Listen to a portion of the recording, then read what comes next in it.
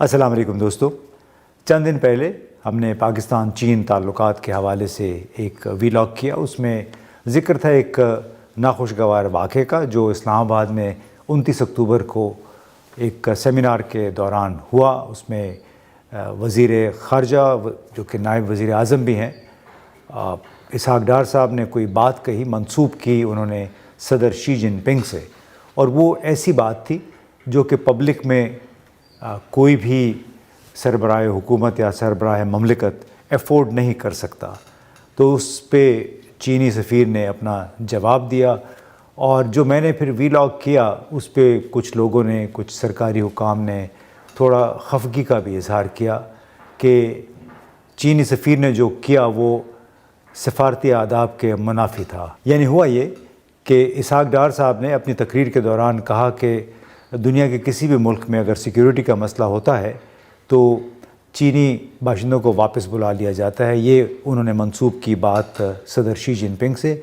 اور ساتھ میں یہ بھی کہا کہ صدر کا یہ کہنا تھا کہ پاکستان جو ہے اس سے استثناء حاصل ہے، یعنی پاکستان میں جو مرضی ہو جائے ہم اپنا کام جاری رکھیں گے۔ تو اس کے اوپر پھر چینی سفیر جیانگ زائیڈونگ نے اپنا ایک رد عمل دیا، حالانکہ تقریروں کا سلسلہ ختم ہو چکا تھا، لیکن وہ اسٹیج پہ آئے، انہوں نے کہا کہ میں وضاحت کر دوں کہ چین کے ہر شہری کی جان عزیز ہے صدر شی جن پنگ کو، اور ان کی تحفظ کے معاملے پہ کوئی کمپرومائز نہیں کیا جائے گا۔ اس کے بعد وزارت خارجہ کی طرف سے ایک جواب بھی آیا، ایک لحاظ سے ریاکشن تھا، اور اس میں انہوں نے دفتر خارجہ نے یہ کہا کہ چینی سفیر کا یہ بیان سفارتی آداب کے منافی تھا، یعنی انہیں یہ بات نہیں کرنی چاہیے تھی۔ اب اس سے ایک کنٹراسٹنگ واقعہ 1967 میں ہوا۔ چین میں ہمارے سفارتکار تھے سلطان محمد خان، انہوں نے اپنی کتاب میں ایک واقعہ لکھا، اور صرف یہ انڈرلائن کرنے کے لیے کہ چینی کلچر میں غلط فہمی کو، تنازع کو ختم کرنے کے لیے یا غلط فہمی دور کرنے کے لیے کیا طریقہ کار اختیار کیا جاتا ہے، اور وہ بڑے شرم سے ڈوب مرنے کا مقام ہے پاکستان میں ان لوگوں کے لیے جو بلا سوچے سمجھے باتیں کرتے ہیں اپنے دوست ممالک کے حوالے سے، اور جو ان کی حساسیت ہوتی ہے جس کو کلچرل سینسٹیوٹی کہتے ہیں اس کا خیال نہیں رکھتے، نہ ہی باہمی تعلقات کی اسٹریٹجک نوعیت کا انہیں کوئی خیال ہوتا ہے۔ تو سلطان محمد خان صاحب ہمارے سفیر تھے، انہوں نے لکھا کہ 1967 میں وہ اپنی بیگم کے ہمراہ ہانگ کانگ بذریعہ ٹرین گئے، اور ہانگ کانگ سے پہلے جو شینزن ایک چھوٹا سا ان دنوں قصبہ ہوتا تھا جو کہ آج کل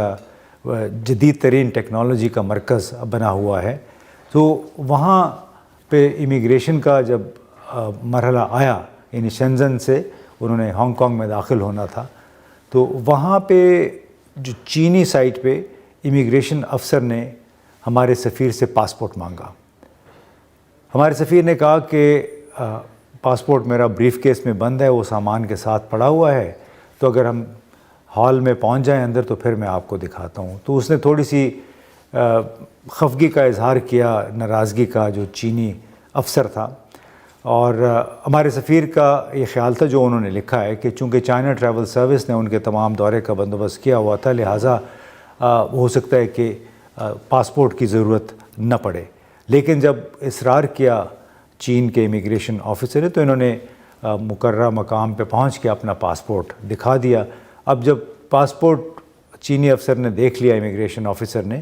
اس کے بعد واپس کرتے ہوئے کہا کہ آپ چین میں مہمان ہیں، یہاں کے قوانین کا احترام کرنے، ورنہ پاکستان کے ساتھ ہمارے تعلقات خراب بھی ہو سکتے ہیں۔ تو سفارتکار نے جواب میں کہا کہ جناب ہم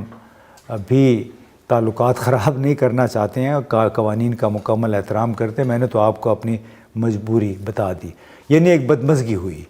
اس واقعے کے بعد، اور ہوا یہ کہ باقاعدہ شکایت شاید کرنا چاہتے تھے سفیر صاحب، تو ہانگ کانگ سے واپسی پر انہوں نے وزیر خارجہ اس وقت کے جو تھے مارشل یہ ان سے ملاقات کا وقت مانگا۔ اب عام طور پہ ان دنوں جو ملاقات اسی دن ہو جاتی تھی یا اگلے دن وقت مل جاتا تھا. تو سفیر صاحب نے اپنی کتاب میں لکھا ہے کہ میں نے 2 دن انتظار کیا. تیسرے دن ہمیں پیغام ملا کہ وزیر خارجہ مارشل ای نے اور ان کی بیگم نے تمام سفارت خانے کو اپنے ہاں کھانے پہ بلایا ہے. تو اگلے دن یہ پیکنگ ہوٹل پہنچے. وہاں پہ پورا ایک فلور مختص کیا گیا تھا اس ڈنر کے لیے، جو کہ چین کے وزیر خارجہ نے پاکستانی سفیر اور ان کے تمام ساتھیوں کے اعزاز میں دیا تھا. باقاعدہ گلدستوں کے ساتھ ان کا استقبال کیا. اور ڈنر کے بعد مارشل ی یعنی چین ی جو وزیر خارجہ تھے، انہوں نے کہا کہ بلکہ اس سے پہلے انہوں نے اس موقع کی مناسبت سے پاک چین دوستی کے حوالے سے ایک تازہ کمپوز کیا ہوا نغمہ بھی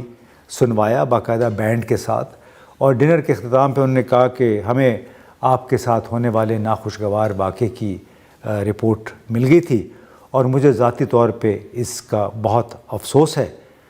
بہرحال ہم نے ضروری اقدام اٹھا لیا ہے اس حوالے سے اور متعلقہ افسر کو مزید تربیت کے لیے ہم نے بھیج دیا ہے. اور سفیر صاحب کو پھر اندازہ ہوا کہ اصل میں جو وہ میٹنگ میں جو بات کرنا چاہ رہے تھے اس کا ازالہ چینی وزیر خارجہ نے پہلے ہی کر دیا. تو یہ ایک چینی انداز تھا، چین کی ثقافت کا ایک انداز تھا کہ کس طرح انہوں نے ایک سفارتکار کے ساتھ ہونے والی زیادتی کے ازالے کے لیے پورے سفارت خانے کو کھانے پہ بلا لیا. اب جو کچھ اسلام آباد میں 29 اکتوبر کو ہوا اس سے یہ بھی ظاہر ہوتا ہے کہ 57-58 سال کا درمیان میں وقت ٹائم گزر گیا ہے اور یہ کہ حالات میں کتنی تبدیلی آ گئی ہے. چین کے سفارتکار بڑے انہیں اپنے ملک کی ترقی پہ فخر ہے، دوسری بڑی قوت بن گئی ہے، اقتصادی قوت، اور اس کو کہتے ہیں نیشنل کیریکٹر اور حب الوطنی ان میں کوٹ کوٹ کے بھری ہوئی ہے. اور چینی سفارتکار اور چینی ایکیڈیمکس ایک ایک لفظ چن چن کر تول کر استعمال کرتے ہیں، غیر ضروری طور پہ کسی کے معاملات میں دخل اندازی نہیں کرتے ہیں، بلکہ ان کے جو 5 سنہری اصول ہیں خارجہ پالیسی کے، ان میں ایک یہی ہے کہ ہم نے دوسرے ملکوں کے اقتدار اعلیٰ کا خیال رکھنا ہے، جو ان کی ٹیریٹوریل ساورنٹی ہوتی ہے، ان کے اندرونی معاملات میں مداخلت نہیں کرنی، اور ہم نے نیوٹرل رہنا ہے، یعنی کسی کا ساتھ نہیں دینا. اسی کانٹیکس میں بہت ساری ایسی باتیں ہیں دونوں ملکوں کے تعلقات کے جو ارتقاء ہوا ہے اس میں کہ انسان کی عقل دنگ رہ جاتی ہے، آنکھیں کھل جاتی ہیں کہ چین نے جو کچھ پاکستان کے ساتھ کیا ہے اس کے بعد کیا دفتر خارجہ کا وہ بیان جائز تھا جو کہ 29 اکتوبر کو چینی سفیر کی ایک انٹرونشن کے جواب میں جاری کیا گیا. اب کئی باتیں میں نے اس میں دیکھا، یہ کتاب میں نے ایک لکھی تھی اور یہ بھی چین پاکستان تعلقات کے حوالے سے ہے. اس میں بہت سارے ایسے واقعات کا ہم نے احاطہ کیا جس سے چینی کیریکٹر، چین کے جو ان کا کردار ہے، چینی حکام کا، ان کے ایکیڈیمکس کا، ان کے رائٹرز کا، وہ ظاہر ہوتا ہے. اب ایک بات تو میں آپ کو یہ بتاؤں کہ ایک امریکی سفارتکار سے میری ملاقات ہوئی 2010 میں، اس کا میں نے کتاب میں بھی ذکر کیا، اور انہوں نے یہ کہا کہ میں چین سے اب 3-4 سال گزار کے آیا ہوں اور ایک بڑی ناقابل یقین میرا تجربہ یہ رہا کہ میں جہاں بھی جاتا تھا ہمیشہ پاکستان کا نام سنتا تھا، یعنی چین کے حکام، وزراء ہمیشہ چین کا ذکر کرتے. تو اس لحاظ سے بڑا ایک خاص ٹریٹمنٹ پاکستان کو ملتا تھا، پاکستان کے جو نام تھا وہ انہیں بالکل یاد رہتا تھا اور بڑے فخر سے وہ پاکستان کا نام لیتے تھے. اس کے علاوہ ایک اور اصطلاح ہے جو چینی حکومت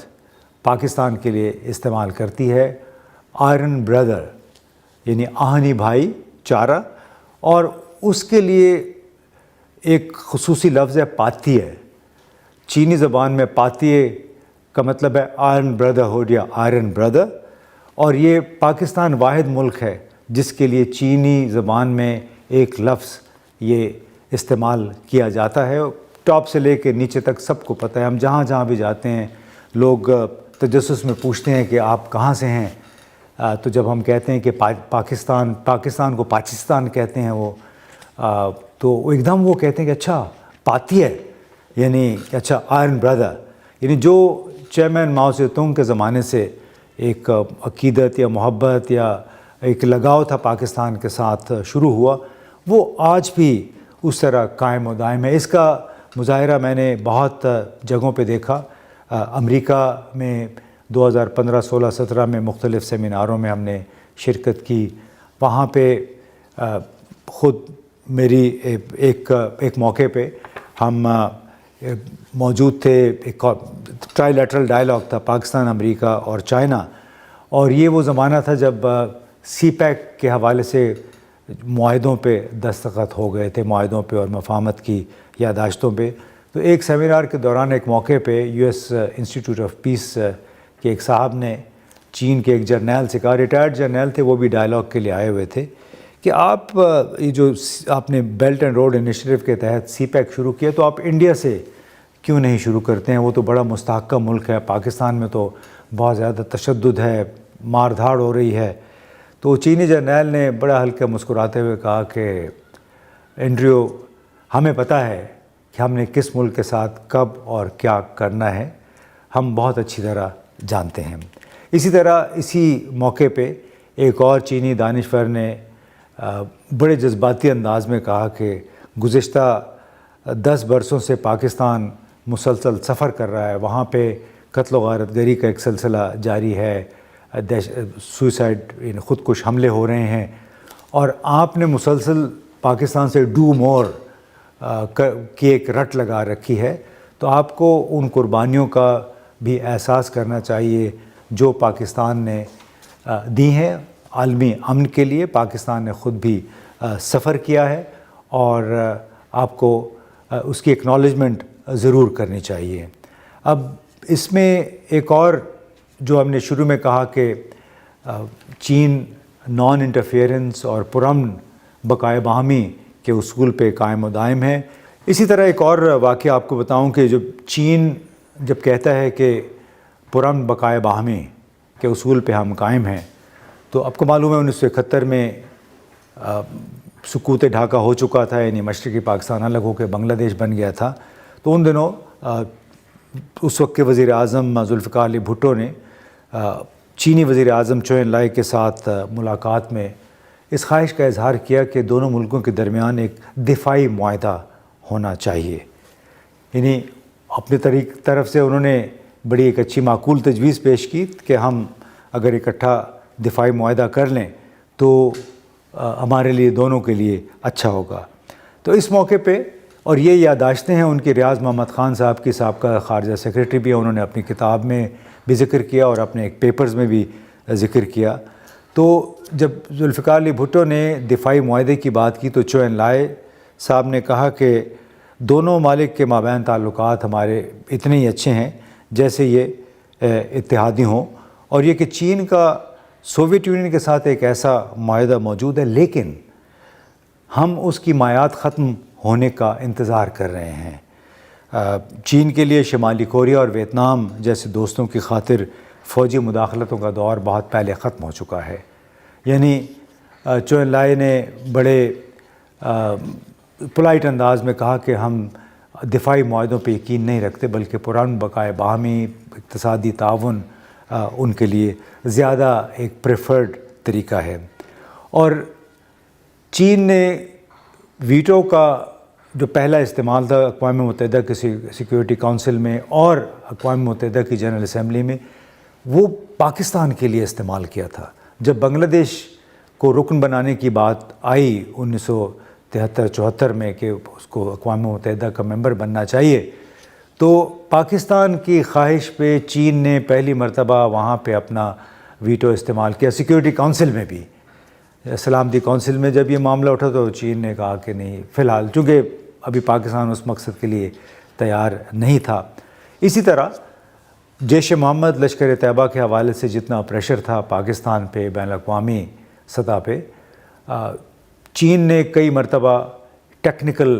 ہولڈ استعمال کیا، ویٹو استعمال کیا سلامتی کونسل میں۔ فائنینشیل ایکشن ٹاسک فورس کی سفارشات کے باوجود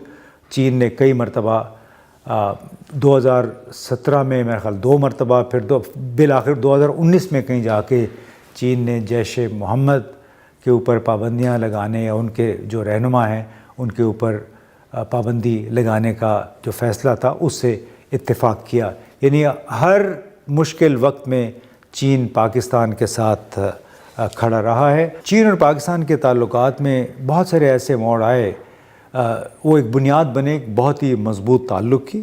مثال کے طور پہ 1963 میں، مارچ 1963 میں دونوں ملکوں نے ایک سرحدی معاہدہ کیا۔ اس کے تحت چین نے 1940 مربع کلومیٹر سرسبز علاقہ پاکستان کے حوالے کر دیا، اور یہ ہنزا اور شمالی علاقوں کے چرواہوں کے زیر استعمال تھا۔ اس طرح پاکستان نے بھی 5000 مربع کلومیٹر سے زائد علاقہ شمالی چین کا حصہ تسلیم کر لیا۔ وہ چونکہ چین سے ملحق تھا، اس معاہدے کے نتیجے میں پھر چین کے مغربی شنجیانگ خود مختار علاقے اور پاکستان کے دور دراز شمالی علاقوں کے درمیان ایک مستقل سرحد بندی بھی ہو گئی۔ اس کے بعد 1971 میں بڑا ایک فیصلہ کن موڑ آیا جب امریکہ کے وزیر خارجہ ہنری کسنجر پاکستان آئے۔ پاکستان سے یہاں خفیہ ایک دورے پہ گئے، پہلے دورے پہ گئے چین، اور اس طرح دونوں ملکوں کے درمیان جو سرد مہری تھی وہ 1971 میں ختم ہوئی، اور چو انلائے اس وقت کے وزیر اعظم چین کے، انہوں نے کسنجر صاحب نے جب دورہ کر لیا خفیہ طور پہ، اور اس کے نتیجے میں پاکستان کے راستے امریکہ اور چین کا تعلق بھی قائم ہو گیا، تو چین کے لیے ایک بہت بڑا بریک تھرو تھا۔ تو جب ہنری کسنجر رخصت ہو رہے تھے تو انہوں نے مصافحہ کرتے ہوئے، یعنی ہاتھ ملاتے ہوئے ہنری کسنجر سے کہا کہ اس پل کو نہ بھولیے گا جو ہمارے درمیان ابھی قائم کیا ہے۔ یعنی انہوں نے کہا کہ پاکستان کو آپ نے نہیں بھولنا، کیونکہ پاکستان نے ہمارے اور آپ کے درمیان ایک پل کا کردار ادا کیا ہے۔ تو دوستو، آپ نے یہ چند مثالیں سنی پاکستان اور چین کے درمیان تعلقات کی بڑی پرانی کہانی ہے، اور بڑے شکر گزار ہیں چینی اب بھی پاکستان کے کہ پاکستان نے 1963 میں بارڈر معاہدہ کیا، پھر چین کے امریکہ کے ساتھ تعلقات قائم کرنے میں ایک کلیدی کردار ادا کیا۔ پاکستان ایک کوریڈور بنا چین کے لیے، اور وہ ہمیشہ انہوں نے یاد رکھا۔ بارڈر معاہدہ بھی، پھر پاکستان چونکہ جو ہمارے خارجہ سیکریٹری رہے ہیں سابقہ، ریاض کھوکھر صاحب تھے، سلمان بشیر صاحب، ریاض محمد خان، اس سے پہلے بھی بہت سارے تھے، اس میں ان سب نے اقوام متحدہ کے لیول جتنے بھی بین الاقوامی فورم ہیں وہ چینی سفارتکاروں کے ساتھ مل جل کر وہ کام کیا کرتے تھے، ایک دوسرے کی مدد کیا کرتے تھے۔ تو وہ یہ واقعتاً ہی ایک بھائی چارے کی سی فضا تھی دونوں ملکوں کے درمیان۔ اب اسی کانٹیکس میں یہ جو 29 اکتوبر کو واقعہ ہوا اسلام آباد میں، وہ اگر ہم سامنے رکھیں تو پھر سوال یہ پیدا ہوتا ہے کہ غلطی کس کی تھی؟ یہ اسحاق ڈار صاحب کی غلطی تھی کہ انہوں نے صدر شی جن پنگ سے ایسے الفاظ منسوب کیے جو کہ پبلکلی کوئی بھی سربراہ مملکت افورڈ نہیں کر سکتا ہے، یا پھر چینی سفیر کی غلطی تھی جنہوں نے اسی وقت اپنا ان کو جواب دے دیا، اپنا رد عمل دکھایا، یا پھر دفتر خارجہ کی غلطی تھی کہ ایک دم ایک بیان داغ دیا۔ تو غلطی میں سمجھتا ہوں ایک اتنا بڑا ملک جو کہ ہر مشکل وقت میں آپ کے ساتھ رہا ہے، ہر مشکل وقت میں، جس نے آپ کو اقتصادی امداد فراہم کی ہو، نیوکلیئر اور میزائل استعداد حاصل کرنے میں مددگار ثابت ہوا ہو، تمام بڑے بین الاقوامی فورم پر شانہ بشانہ پاکستان کے کھڑا رہا، سپریم سیکیورٹی کونسل اقوام متحدہ کی اس کا رکن ہے مستقل، اندرونی معاملات میں اسے کبھی مداخلت نہیں کی پاکستان کے، اور جس نے پہلا اپنا ویٹو استعمال کیا پاکستان کے حق میں بنگلہ دیش کی رکنیت کے خلاف اقوام متحدہ میں، قرضے اب بھی فراہم کر رہے ہیں، 500 ارب ہم نے ابھی بھی قرضہ دینا ہے ان کا، اس کے سفیر نے جو کچھ کیا اپنے صدر کے دفاع میں، میرا خیال ہے بڑے خوددار لوگ ہوتے ہیں، اعتماد سے بھرے ہوئے لوگ ہوتے ہیں، جو کہ اپنے سربراہ حکومت یا سربراہ مملکت کے حوالے سے کوئی غلط بات سننا نہیں چاہتے ہیں۔ تو میرا اپنا یہ خیال ہے کہ پاکستانی دفتر خارجہ کو درگزر کرنا چاہیے تھا اس قسم کا بیان جاری کرنے سے، کیونکہ چین کے پاکستان پر بہت سارے احسانات ہیں اور امریکہ نے پاکستان کے ساتھ کیا کچھ نہیں کیا ہے، لیکن آج بھی پاکستان کی خارجہ پالیسی کا ایک بہت اہم ترین ستون جو ہے وہ امریکہ کے ساتھ تعلقات ہیں۔ انہوں نے ہمارے نومبر 2011 میں سلالہ وزیرستان کا علاقہ ہے، وہاں پہ 26 ہمارے فوجی انہوں نے شہید کر دیے تھے امریکی ہیلی کاپٹرز میں حملہ کر کے۔ ہم نے اس میں کیا کیا، اور اس کے علاوہ بہت ساری ایسی کہانیاں ہیں جس میں امریکی حکام نے مسلسل پاکستان کو بہت حد تک امیز انداز میں انہوں نے سلوک اختیار کیا پاکستان کے ساتھ، لیکن پاکستان کچھ بھی نہیں کہہ سکا، کیونکہ پاکستان IMF میں امریکہ کی خوشنودی کا محتاج ہے۔ تو میرا اپنا خیال ہے کہ اس معاملے سے صرف نظر کرنا چاہیے تھا پاکستان کے دفتر خارجہ کو۔ اب حالات بدل گئے ہیں، یعنی جو 1967 میں جو واقعہ ہوا اس کی تلافی اس وقت کے وزیر خارجہ نے یوں کی کہ تمام پاکستانی سفارتکاروں کو اس نے ایک ہوٹل میں بلا کے ایک لحاظ سے معافی مانگی کہ آپ کے ساتھ ہمارے امیگریشن افسر نے غلطی کی، تو ہمیں اس کا افسوس ہے۔ 29 اکتوبر کو جو واقعہ ہوا اس میں ہم نے ٹھک سے ایک بیان داغ دیا، جو کہ میرا خیال ہے دونوں ملکوں کے لیے کوئی اچھا شگون نہیں ہے۔ تو ہمیں ذہن میں رکھنا چاہیے کہ کون ہمارا محسن ہے، کون ہمارا دشمن ہے، اور بعض اوقات اگر آپ کا کوئی محسن ہے تو آپ اس کی کوئی غلطی سے درگزر بھی کر لیتے، لیکن ہمیں جو بھی بات کریں ناپ تول کے، سوچ سمجھ کے، بجائے اس کے کہ بعد میں ہمیں شرمندگی اٹھانی پڑے۔ بہت بہت شکریہ۔